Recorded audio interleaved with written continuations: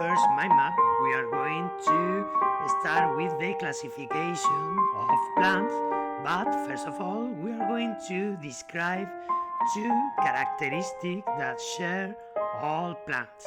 The first one is that they are all multicellular, es decir, estarían formadas por más de una célula, nunca nos vamos a encontrar una planta unicelular.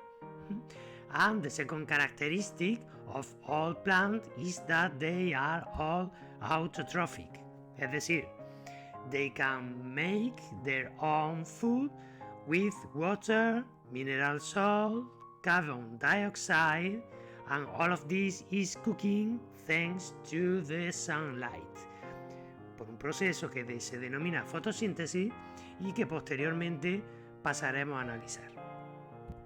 We are going to classify plants in one of the most easier way of classification, because we are going to classify plants into non-flowering plants, es decir, plantas que no tienen flores, and flowering plants, plantas con flores.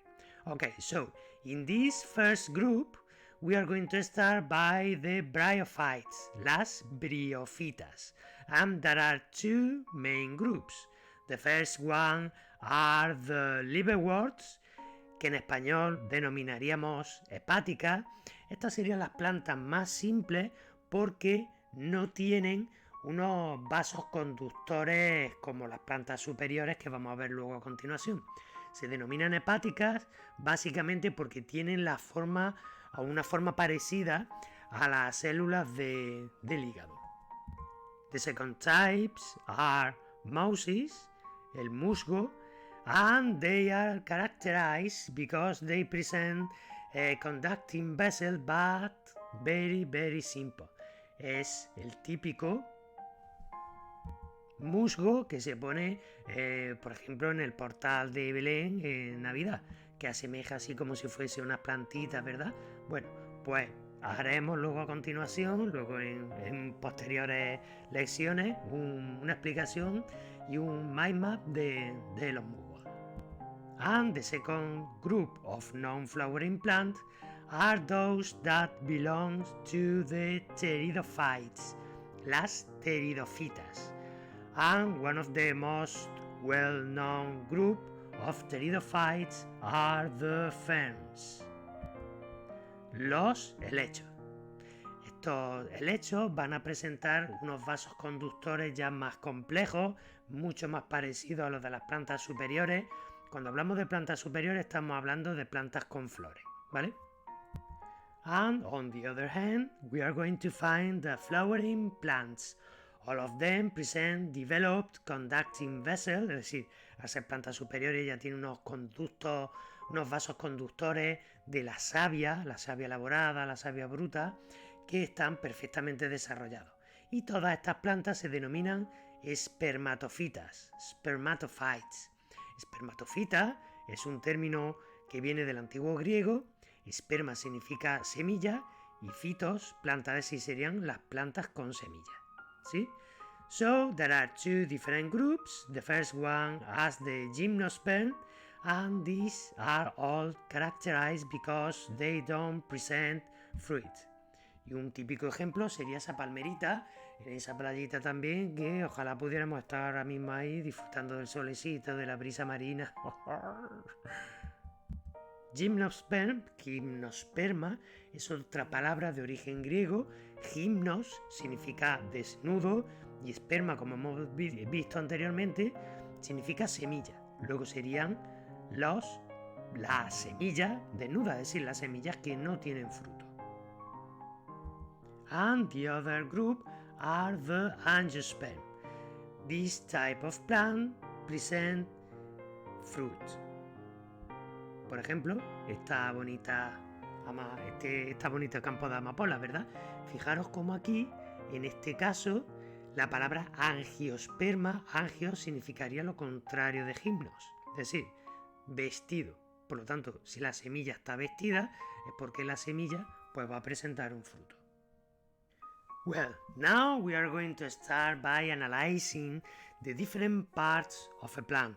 So we are going to analyze the parts of a plant of one spermatophyte, es decir, de las espermatofitas, de las plantas superiores, porque luego veremos que las plantas inferiores, las plantas que están menos desarrolladas, pues no presentan las típicas estructuras que todos reconocemos en una planta. Because the part of the plant can be divided into two main groups.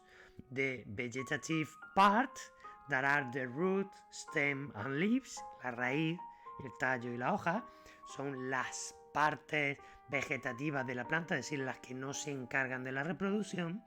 And on the other hand, we are going to find the reproductive part of the plant, that are made up of the flower.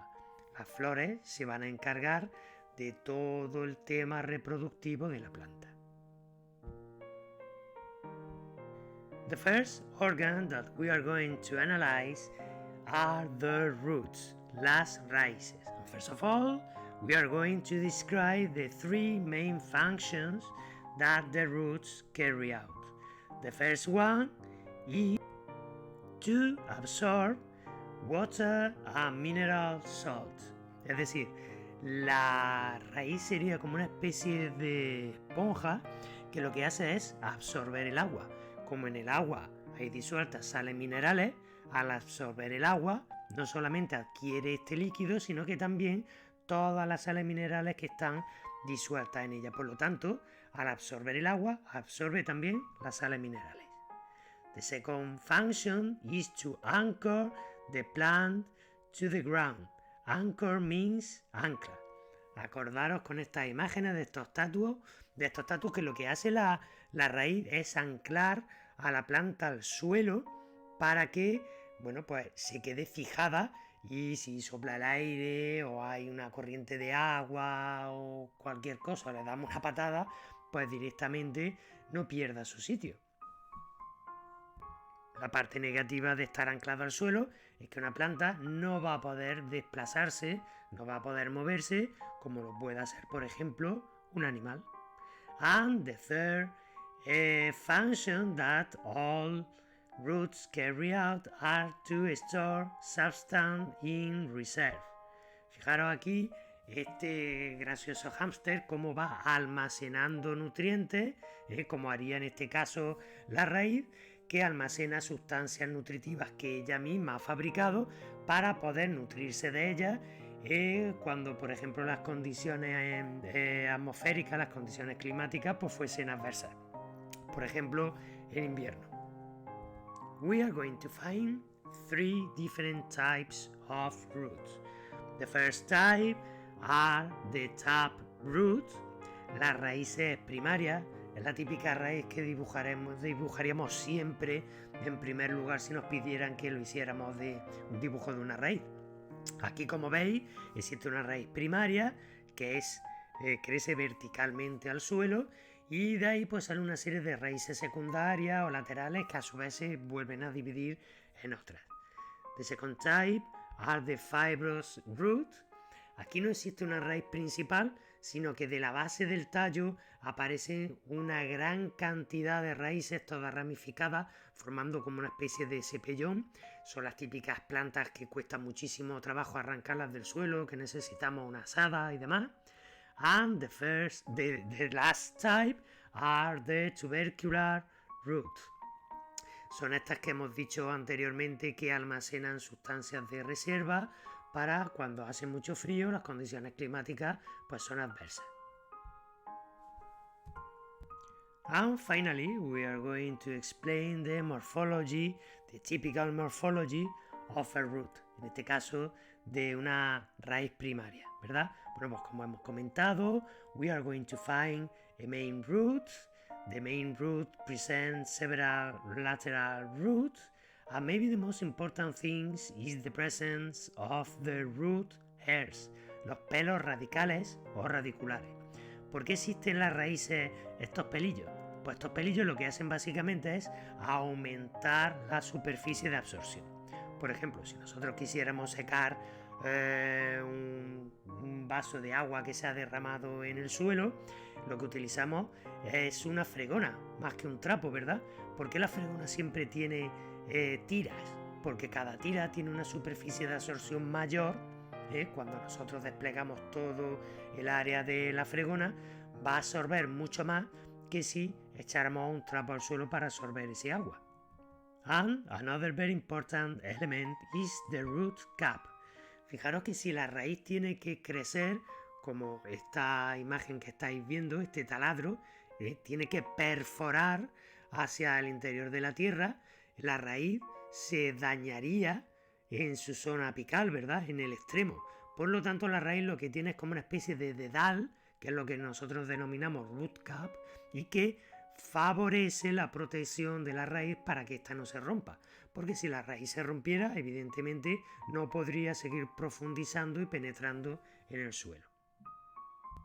Okay, and with this, we finish this video lecture. I hope you enjoy a lot. Sí, hombre, sí, que es que si no me pongo muy pesado, que a mí esto me gusta mucho y no acabamos nunca. Bye, bye.